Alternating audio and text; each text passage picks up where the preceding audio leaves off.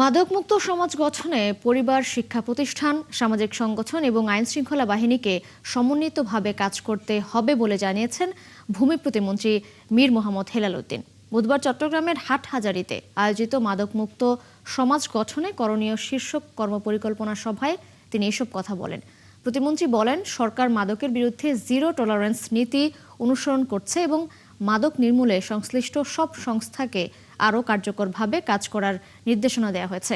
সমাজের সর্বস্তরের মানুষ ঐক্যবদ্ধভাবে এগিয়ে এলে এটি একটি সুস্থ, নিরাপদ ও মাদকমুক্ত সমাজ গঠন সম্ভব হবে। এ সময় অসহায় ব্যক্তিদের মাঝে আর্থিক অনুদান ও বিশেষ চাহিদা সম্পন্ন ব্যক্তিদের মাঝে হুইল চেয়ার, সেলাই মেশিন ও ঢেউটিন বিতরণ করা হয়েছে। আমরা যেভাবে কাজ করছি, আমরা সামাজিক আন্দোলনের মাধ্যমে আমরা যেভাবে মাদককে মোকাবেলা করার চেষ্টা করছি, এটা শুধু স্বরাষ্ট্র মন্ত্রণালয় বা একজনকে দায়িত্ব দিয়ে দিলে হবে না।